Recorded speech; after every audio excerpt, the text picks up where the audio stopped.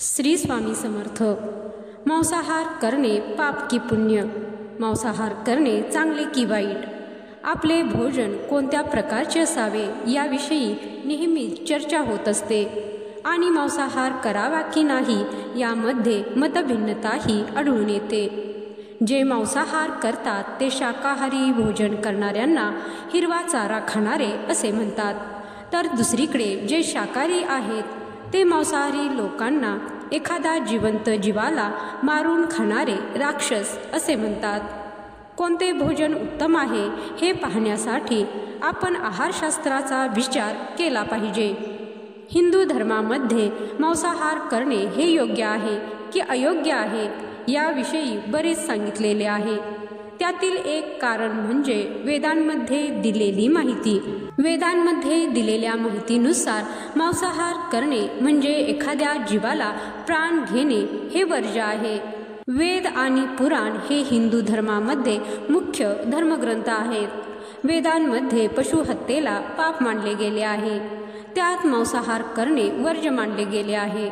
यजुर्वेदात असे म्हटले आहे की मानवाला सर्व सजीवांना आपल्याप्रमाणेच मानले पाहिजे। ज्याप्रमाणे आपण आपले हित व्हावे असे मानतो त्याचप्रमाणे इतर जीवांचे देखील हित झाले पाहिजे, ही भावना नेहमी असली पाहिजे।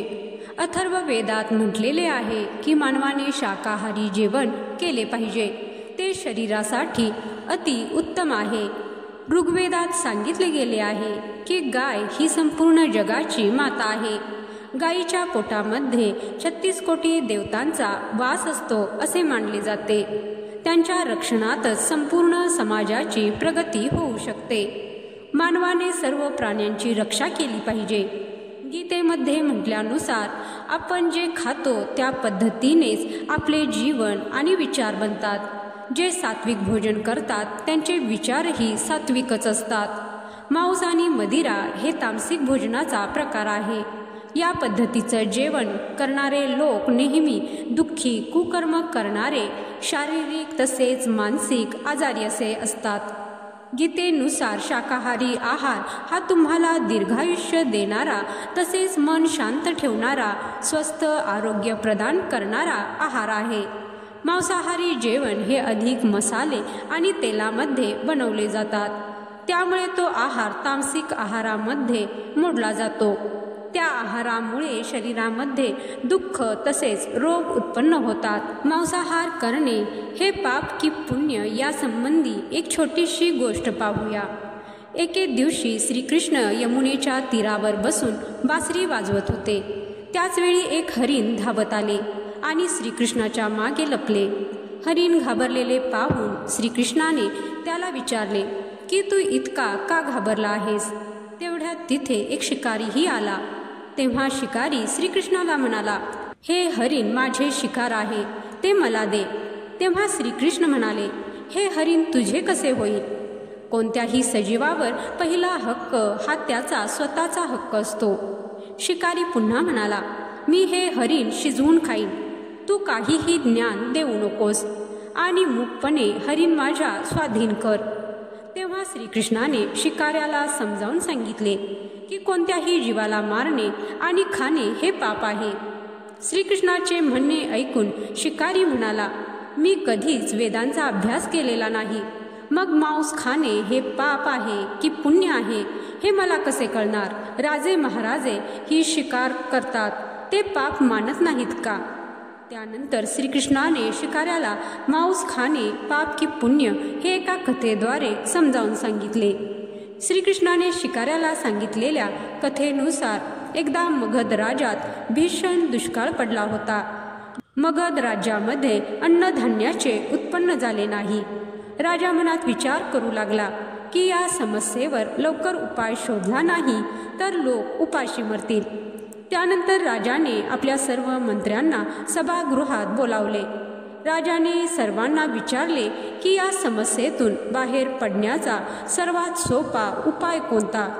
तेव्हा एक मंत्री उठला आणि म्हणाला, महाराज, यावेळी सर्वात स्वस्त आणि उत्तम फक्त मांसच असू शकतं। तांदूळ, गहू इत्यादी पिकवण्यासाठी खूप वेळ आणि खर्च लागतो। त्यावेळी मगधाचा प्रधान मात्र गप्प होता। राजाने विचारल्यावर तो म्हणाला, महाराज, माझ्या मते मांस हे स्वस्त किंवा उत्तम अन्न नाही.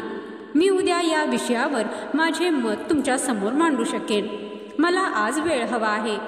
राजाने प्रधानाचे म्हणणे मान्य केले आणि दुसऱ्या दिवशी येण्यास सांगितले. पण मग त्याच दिवशी रात्री प्रधान त्या मंत्र्याच्या घरी पोहोचले ज्याने राजाला मांस हे सर्वोत्तम अन्न असल्याचे सांगितले होते. प्रधानांनी त्या मंत्र्याला महाराज संध्याकाळी आजारी पडल्याचे सांगितले. त्यांची प्रकृती अत्यंत वाईट आहे. वैद्यांनी म्हटले आहे की जर एखाद्या शक्तिशाली माणसाचे 2 तोळे मांस मिळाले तर महाराज लवकर बरे होतील.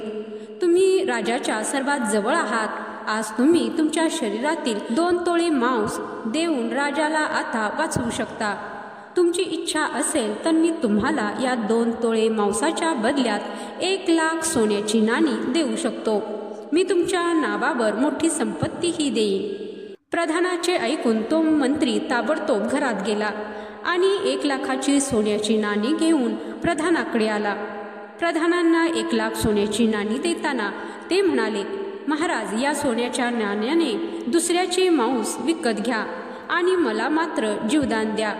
त्यानंतर प्रधान एक एक करून सर्व मंत्र्यांच्या घरी गेले आणि त्यांना 2 तोळे मांस देण्यास सांगितले. एकाही मंत्र्यांनी मांस देण्यास मान्य केले नाही. याउलट प्रत्येकी 1 लाख सोन्याची नाणी प्रधानांना दिली. दुसऱ्या दिवशी सर्व मंत्री वेळेपूर्वीच राज्यसभेत हजर झाले. राजाची तब्येत बरी आहे की नाही हे प्रत्येकाला जाणून घ्यायचे होते. काही वेळाने राजा येऊन सिंहासनावर बसला. राजाला स्वस्थ पाहून सर्व मंत्री आश्चर्यचकित झाले. त्यानंतर प्रधानांनी राजासमोर 1 कोटी सोन्याची नाणी ठेवली. राजाने प्रधानांना विचारले, एवढा पैसा आला कुठून? तेव्हा प्रधान म्हणाले, महाराज, 2 तोळे मांसाच्या बदल्यात हे सर्व पैसे मी जमा केले आहेत. सर्वच मंत्र्यांनी जीव वाचवण्यासाठी ही किंमत मोजली आहे. आता तुम्हीच सांगा, मांस स्वस्त की महाग? त्यानंतर प्रधानांनी रात्री घडलेला सर्व प्रकार महाराजांना सांगितला. प्रधान काय म्हणाले ते राजाला समजले. तेव्हा मगधच्या राजाने लोकांना कष्ट करण्याची विनंती केली. काही दिवसांनी लोकांच्या मेहनतीमुळे मगधची शेती पिकांनी भरून वाहू लागली आणि अन्न संकटही संपले. काही दिवसांनी खूप चांगला पाऊस झाला आणि सर्व वातावरण पुन्हा प्रसन्न झाले. राज्यावरील संकटही टळले. परमेश्वराकडून ही गोष्ट ऐकल्यानंतर शिकाऱ्याने मांसाहार सोडला आणि शिकारी करणे ही सोडून दिले. कारण त्याला कळले की महानता ही एखाद्याचा जीव घेण्यात नसून एखाद्याला जीवदान देण्यामध्ये आहे. त्याने श्रीकृष्णांना नमन केले आणि आपल्या रस्त्याने निघून गेला. श्रीकृष्ण आपल्याला या कथेद्वारे हे समजवण्याचा प्रयत्न करत आहेत की ज्या पद्धतीने आपल्याला आपला जीव अधिक मौल्यवान वाटतो त्याच पद्धतीने प्रत्येक प्राणी मात्राला देखील त्यांचा जीव हा मौल्यवान वाटतो. ज्या पद्धतीने आपण आपल्या प्राणाची रक्षा करतो त्याच पद्धतीने इतर प्राण्यांची रक्षा करणे हा देखील मानवाचा धर्म आहे.